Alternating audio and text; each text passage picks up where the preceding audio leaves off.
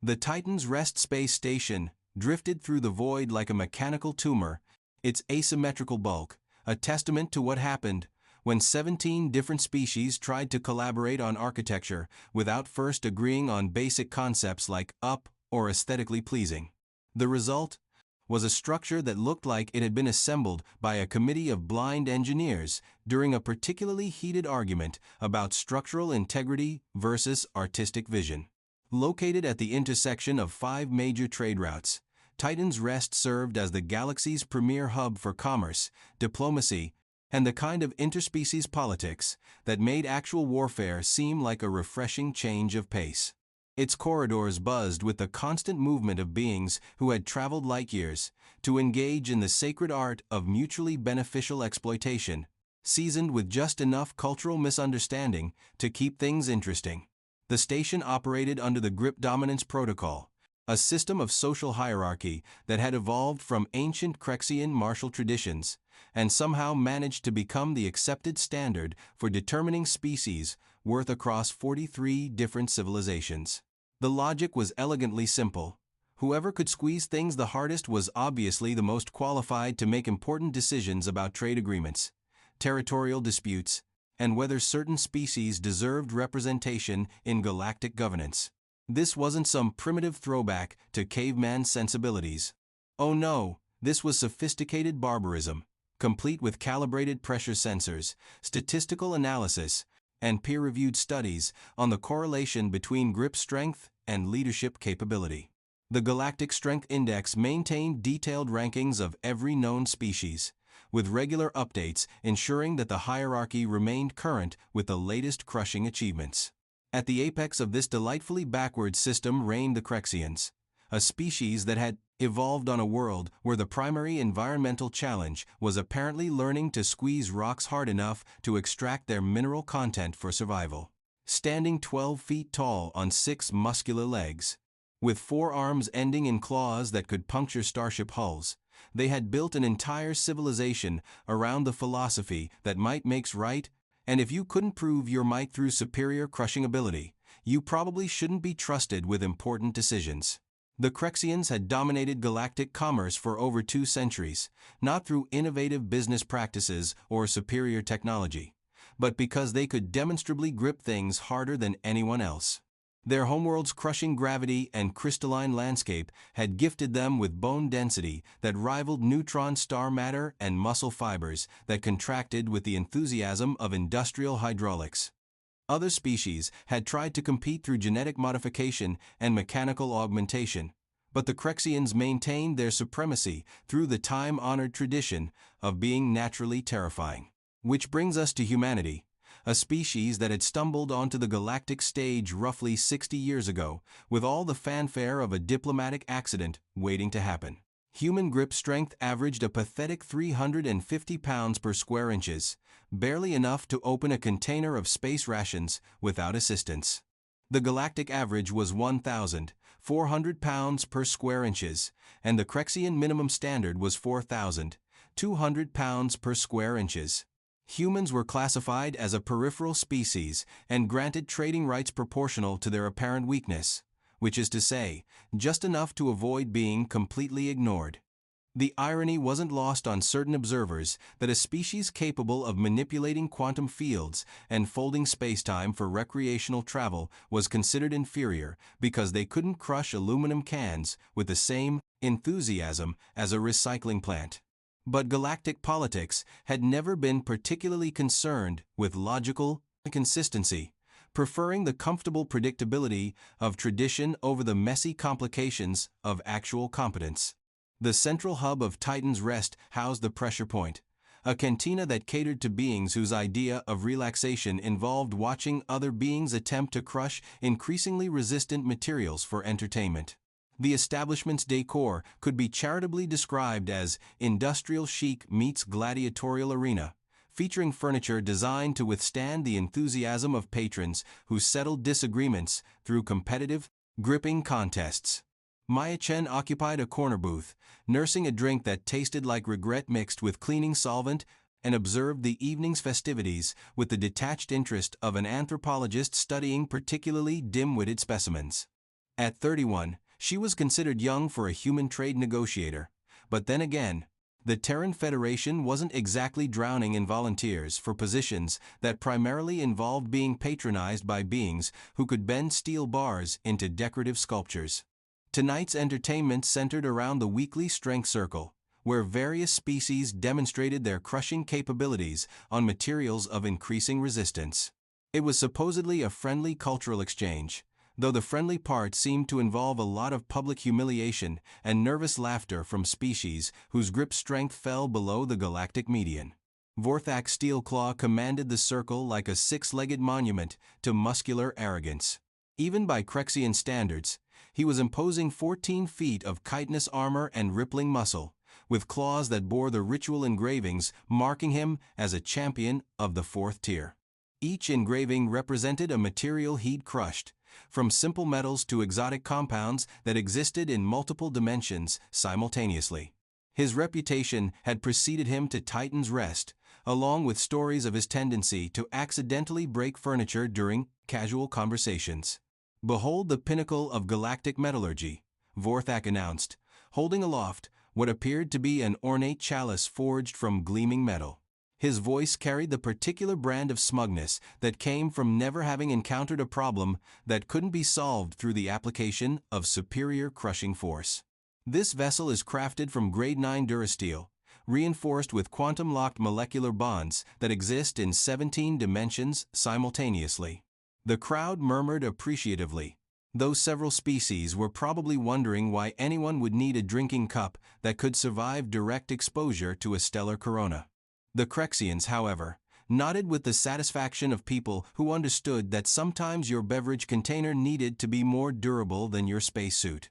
Vorthak continued his performance, positioning the chalice between his 4 primary arms and beginning to apply pressure. His massive limbs bulged with effort, exoskeleton plates shifting to accommodate the expansion of muscle groups that could have powered industrial machinery. The chalice groaned audibly, its quantum-locked structure protesting under forces that violated several laws of physics, but held firm. After a full minute of dramatic straining, Vorthak released his grip and held up the slightly deformed but intact vessel. "Even I, with my grip strength of 5,847 pounds per square inches, cannot fully destroy this marvel of engineering," he declared, though his tone suggested he wasn't particularly troubled by this limitation.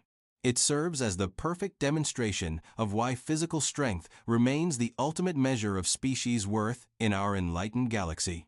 The assembled delegates applauded with varying degrees of enthusiasm.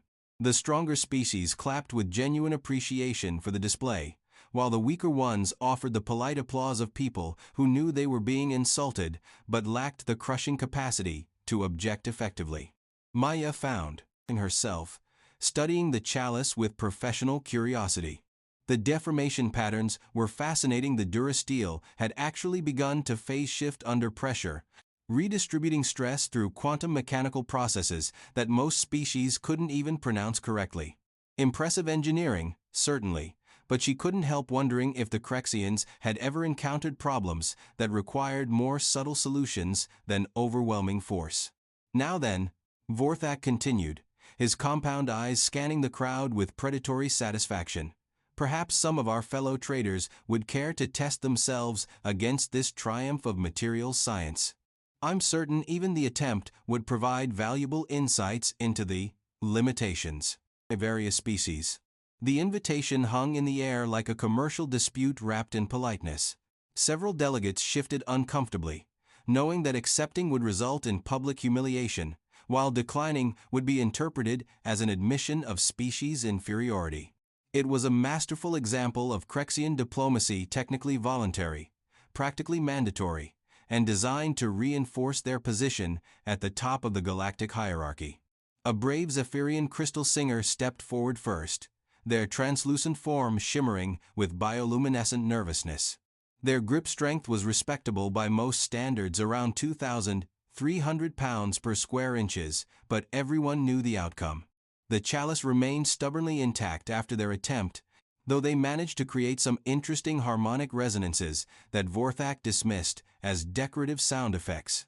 Next came a Thorian deep swimmer, whose specialized gripping appendages were evolved for crushing deep ocean predators.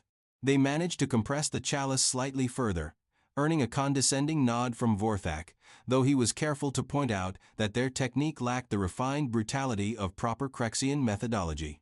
The pattern continued with predictable results. Each delegate made their best effort, left minor impressions on the miraculous chalice, and retreated to their table with their dignity only slightly more battered than the quantum-locked Durasteel. Vorthak provided running commentary throughout, offering helpful observations about the relationship between grip strength and civilizational achievement that managed to be simultaneously educational and deeply insulting. Fascinating how closely physical capability correlates with species success, Vorthak mused, examining the chalice's collection of minor stress marks. The weaker species consistently lag behind in technological innovation, economic development, and cultural sophistication. It's almost as if the universe itself recognizes that strength equals value. His gaze swept across the remaining delegates and settled on Maya, with the focused attention of a predator selecting the most vulnerable target. She felt the weight of dozens of alien eyes focusing on her booth, and realized with the sinking certainty of someone who just stepped into a diplomatic minefield that she was about to become the evening's primary entertainment. "Ah, our human representative," Vorthak announced with the theatrical enthusiasm of someone about to perform a particularly amusing magic trick. "Tell me, Delegate Chen, what is the recorded grip strength of your species?" I confess the statistics for peripheral species sometimes escape my attention. The cantina fell silent, except for the ambient hum of life support systems and the distant sound of someone's digestive processes, which, in the case of the methane collective, sounded remarkably like industrial equipment malfunctioning. Maya could feel the collective attention of the room like radiation from a reactor core, and understood that her next words would be analyzed, dissected, and probably used as evidence in future trade disputes. The average human grip strength is approximately 350 pounds per square inches for males, slightly less for females, she replied with the clinical detachment of someone reciting technical specifications.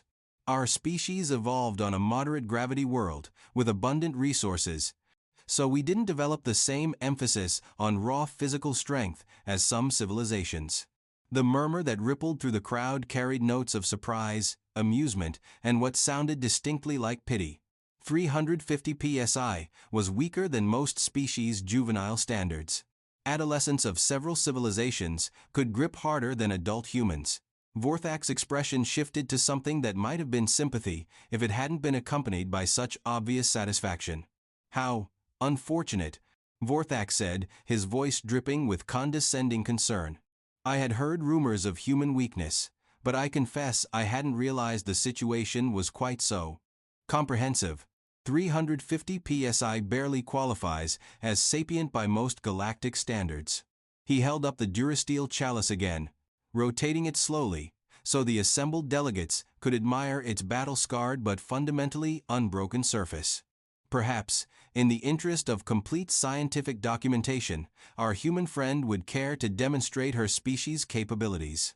I'm certain it would be illuminating for everyone present. The invitation was about as subtle as a supernova, and Maya recognized it for what it was: a public execution disguised as cultural exchange.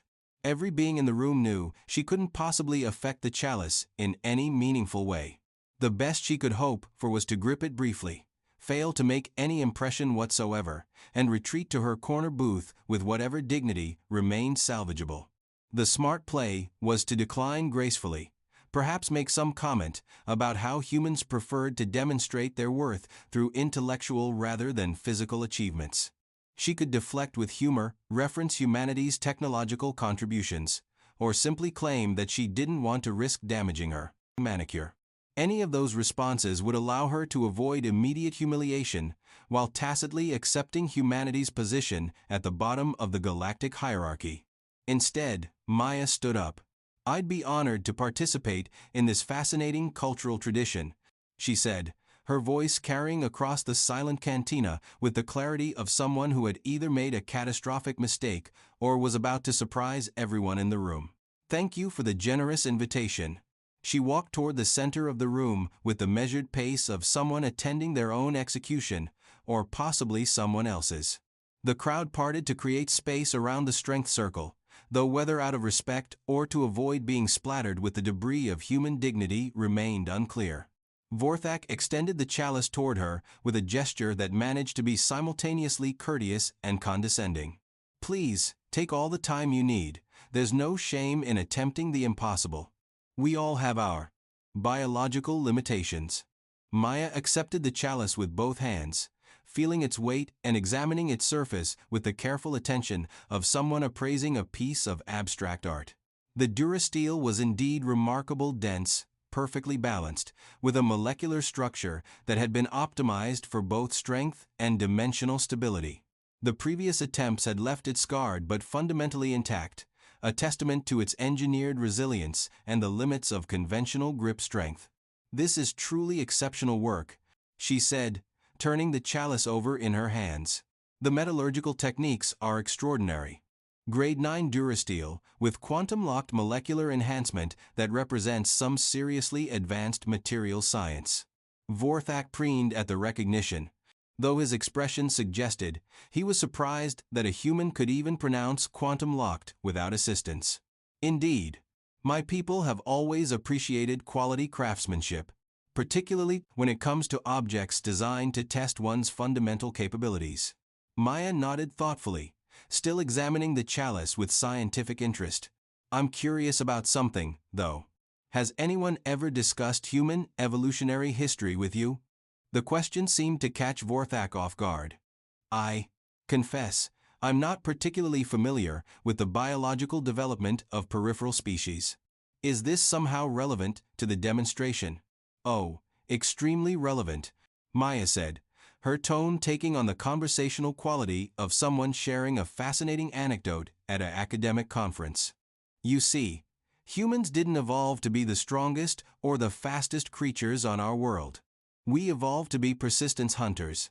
She paused, allowing the words to settle while she continued her examination of the chalice. "Do you know what that means? It means we developed the ability to pursue prey for hours, sometimes days, until it collapsed from sheer exhaustion. We didn't need to be stronger than our prey, we just needed to outlast it."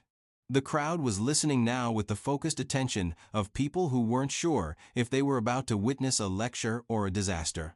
Vorthak's compound eyes narrowed as he tried to process this apparent digression from the expected script. "That evolutionary pressure gave us some fascinating physiological adaptations," Maya continued, shifting her grip on the chalice. "Our muscle fibers are optimized for sustained output rather than peak performance. Our bones are dense but flexible. Our cardiovascular system can maintain efficiency under stress for extended periods that would be fatal to most species." She looked up at Vorthak with a smile that somehow managed to be both friendly and deeply unsettling. "But perhaps most interestingly from your perspective, our grip strength measurements are incomplete." Before anyone could ask what she meant by that cryptic statement, Maya's fingers began to tighten around the chalice.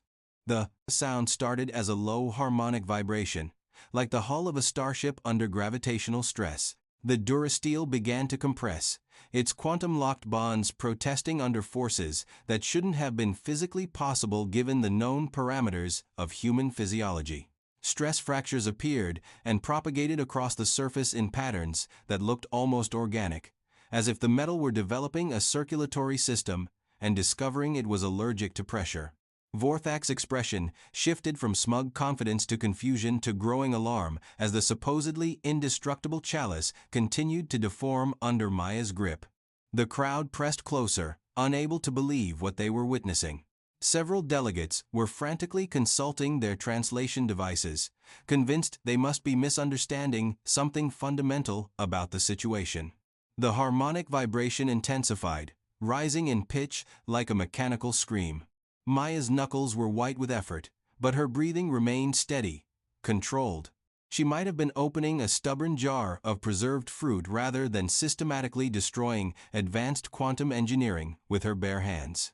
"You see," she said conversationally, even as the chalice folded in on itself like origami crafted from screaming metal, that 350 pounds per square inches figure you mentioned. That's the average maximum grip strength measured during brief clinical testing. It represents how hard we can squeeze for a few seconds under controlled laboratory conditions. The Durasteel finally surrendered with a sound like a small explosion, collapsing completely under the relentless pressure of human fingers. What had moments before been a testament to Crexian engineering supremacy was now a compressed sphere of metal about the size of a fruit, its surface still radiating heat from the molecular friction of its violent reconfiguration. Maya held up the ruined chalice, examining it with the same casual interest she'd shown when it was intact. But when we're motivated truly, genuinely motivated, human grip strength can exceed 2,000 pounds per square inches and maintain that pressure for extended periods. It's not our maximum that defines us, you understand. It's our persistence. The silence that followed was the kind of profound quiet usually reserved for the moments after significant explosions or major diplomatic incidents. Every being in the cantina stared at the compressed sphere of Durasteel in Maya's palm, their minds struggling to process what had just occurred and what it meant for everything they thought they understood about galactic hierarchy. Vorthak's 6 legs trembled slightly, his carefully cultivated aura of superiority evaporating like atmosphere from a breached hull. That's impossible, he stammered, his voice lacking its previous commanding resonance. The molecular bonds, the quantum locks. No organic grip should be capable of. Oh, but this gets much better, Maya interrupted, her tone brightening with the enthusiasm of someone warming to a favorite subject. See, what you've all been measuring for centuries is static grip strength, how hard different species can squeeze under ideal conditions for brief periods. But humans are persistence predators, remember? We're engineered for dynamic applications of force over extended timeframes. She tossed the compressed chalice from hand to hand like a paperweight, the metal still warm from its traumatic transformation. When we grip something and decide we're not letting go, our muscle fibers engage in a cascade response that your testing protocols never measured. It's not about maximum force, it's about sustained, escalating pressure applied with the patience of a species that evolved to chase prey until it died of exhaustion. The implications began to dawn on various delegates simultaneously, creating a wave of uncomfortable shifting throughout the crowd. If humans could maintain and increase grip strength over time, rather than experiencing the typical fatigue curves exhibited by other species, then every calculation about human capabilities was fundamentally wrong. A Zephyrian delegate found their voice first, their crystalline form shimmering with what might have been excitement or existential terror. Are you saying that human grip strength increases under stress conditions rather than decreasing? Among other adaptations, Maya confirmed, finally pocketing the ruined chalice with the casual gesture of someone storing an interesting souvenir. Our adrenaline response, cardiovascular efficiency, and muscle fiber recruitment all work synergistically to enhance performance under pressure. The 350 pounds per square inches figure you've been using assumes we're relaxed and cooperative during measurement. She looked around the room, meeting the eyes of delegates who were suddenly reconsidering everything they thought they knew about human physiology and its implications. When we're not relaxed, when we're, say, defending our territory or protecting our young or making a point about being systematically underestimated, those baseline measurements become considerably less relevant. Vorthak was staring at her with the expression of someone who had just discovered that their pet herbivore was actually an apex predator.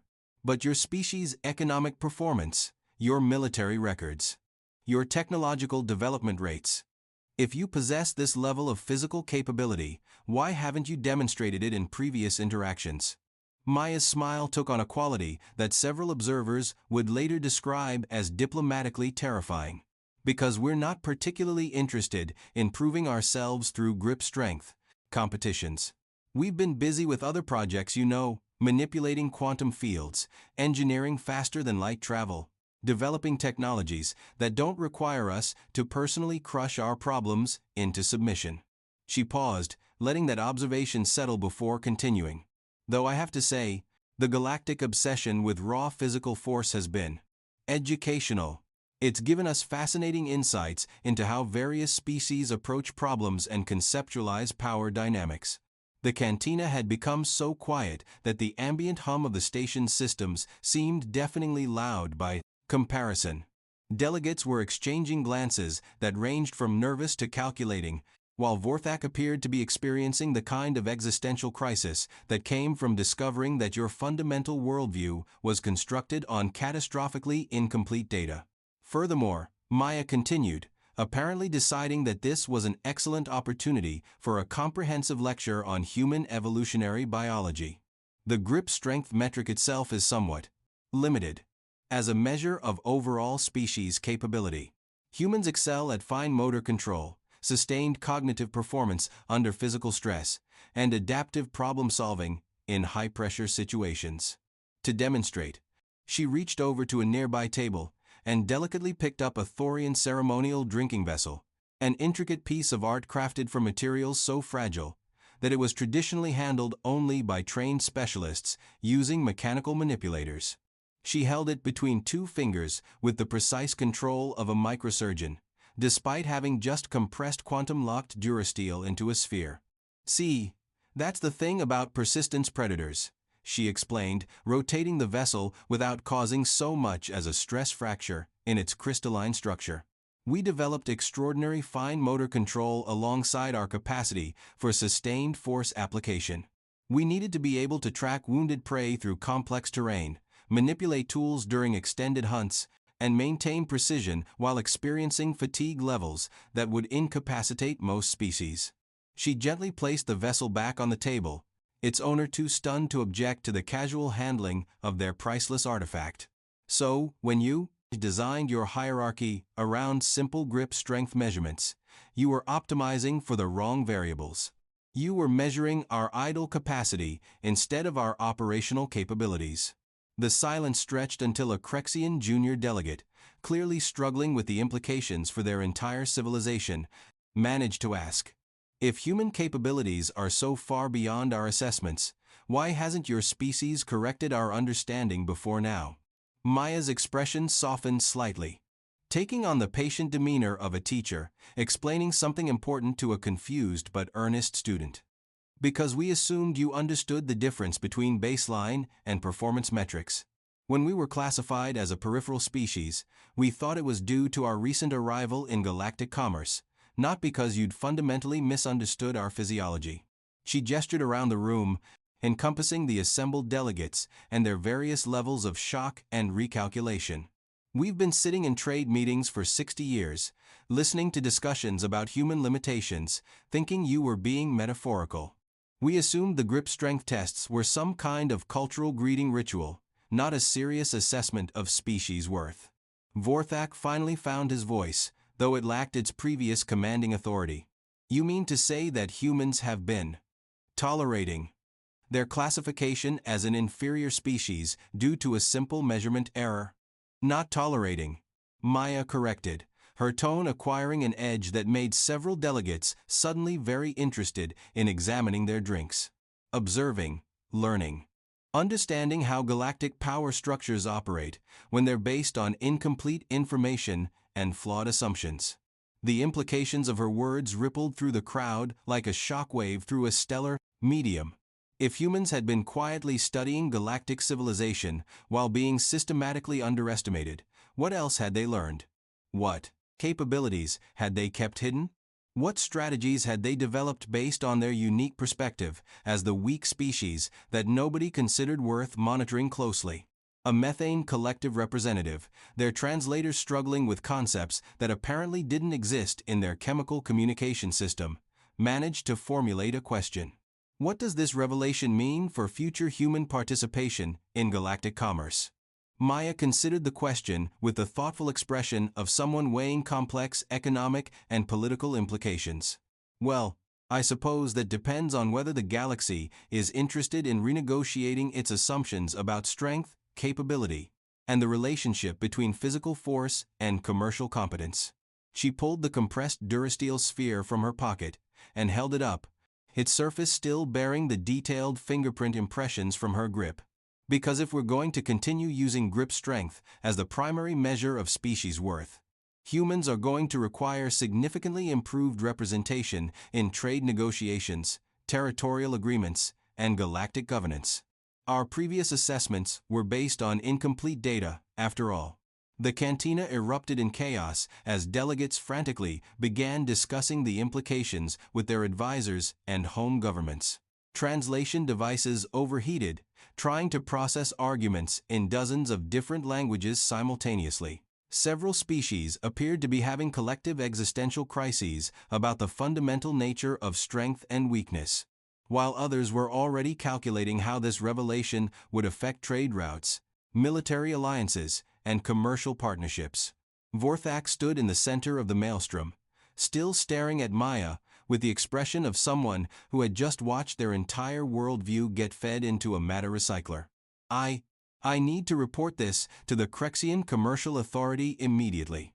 The implications for our dominance protocols, for our understanding of species hierarchy, for everything.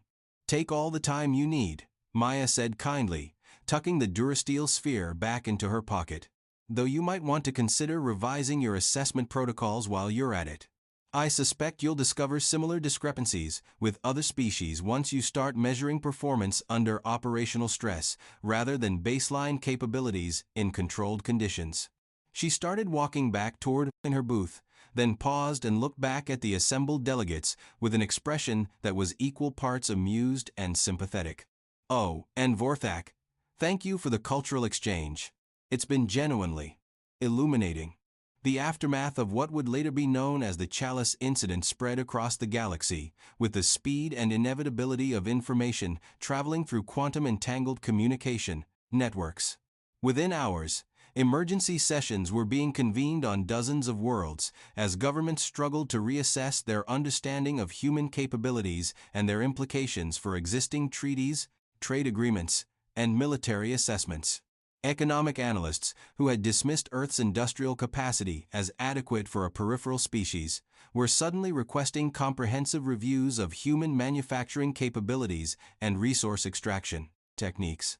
Military strategists began frantically recalculating threat assessments that had been based on the assumption of human physical weakness. Diplomatic protocols were hastily revised to account for the possibility that humanity's previous accommodating behavior had been strategic patience rather than species-level submissiveness. The Crexian commercial empire faced the most significant challenge to their dominance since they'd first established the grip dominance protocol centuries earlier. If grip strength remained the primary measure of species hierarchy, and humans could demonstrably exceed Crexian capabilities under certain conditions while maintaining superior fine motor control and cognitive performance, then the fundamental assumptions underlying their commercial supremacy were questionable at best. Emergency council sessions were called, ancient protocols were consulted, and philosophers were brought in to debate the relationship between maximum momentary performance and sustained leadership capability. The questions raised went to the heart of Crexian identity. If superior crushing ability didn't automatically confer superior decision-making capacity, what did that mean for their entire civilization? Meanwhile, the Terran Federation found itself overwhelmed with requests for renegotiated treaties, updated trade agreements, and revised military cooperation pacts. Human diplomats who had spent decades being politely ignored suddenly discovered their calendars, packed with meetings as galactic civilization scrambled to recalibrate its relationship with a species that had apparently been playing an extremely long, extremely patient game. Maya herself became something of a celebrity, though she would later insist that she had simply been trying to correct a persistent measurement error in interspecies relations. Her demonstration had been spontaneous, born from frustration, with decades of systematic underestimation and scientific curiosity about whether advanced quantum engineering could withstand human persistence predator physiology under stress conditions. The compressed Chalice, now a perfect sphere of former Durasteel, was eventually donated to the Museum of Galactic Commerce, where it was displayed alongside other artifacts from moments that had fundamentally altered the course of interstellar trade relations. The accompanying placard described it as a reminder that assumptions about capability and worth can be as fragile as the strongest materials, and that sometimes the most important discoveries come not from careful laboratory study but from the simple act of gripping something allegedly indestructible and deciding not to let go. The broader implications continued to unfold for years afterward. The grip dominance protocol was eventually replaced with a more comprehensive assessment system that measured multiple forms of capability under various operational conditions. The Crexians, demonstrating admirable adaptability, eventually became some of humanity's strongest commercial partners once they realized that physical strength and strategic intelligence were complementary rather than competing attributes. But perhaps the most significant change was philosophical. The galaxy gradually moved away from its obsession with simple dominance hierarchies toward a more nuanced understanding of how different evolutionary paths could contribute to galactic civilization. The era of might makes right slowly gave way to capability takes many forms, though it required several additional diplomatic incidents and numerous scientific studies before this philosophy was fully integrated into galactic commercial law. Years later, when economic historians analyzed the pivotal moments that had shaped modern galactic commerce, the Chalice incident would be remembered not for what it revealed about human grip strength, but for what it demonstrated about the dangers of incomplete data and oversimplified metrics. In a universe populated by dozens of species with radically different evolutionary backgrounds, physiologies, and capabilities, the tendency to measure everyone by a single standard had been not just scientifically invalid, but economically disastrous. The galaxy had learned, sometimes painfully, that persistence predators who had spent 60 years quietly studying their neighbors while being systematically underestimated were not the kind of species you wanted to discover you'd been categorically wrong about. And somewhere in the depths of space, on worlds where other peripheral species had been patiently waiting for their own moment of revelation, beings with their own hidden capabilities began to wonder if perhaps it was time to demonstrate that strength, like value, was far more complex than anyone had bothered to measure properly. The universe, as it turned out, was considerably more interesting than a simple hierarchy based on how hard you could squeeze things. Though given the number of trade disputes and diplomatic incidents that followed as various species revealed their previously hidden capabilities, some observers wondered if the old system hadn't been simpler, if not exactly accurate. But that, as they say, is the price of progress and the cost of assuming that what you can easily measure is the same thing as what actually matters in the grand scheme of galactic civilization.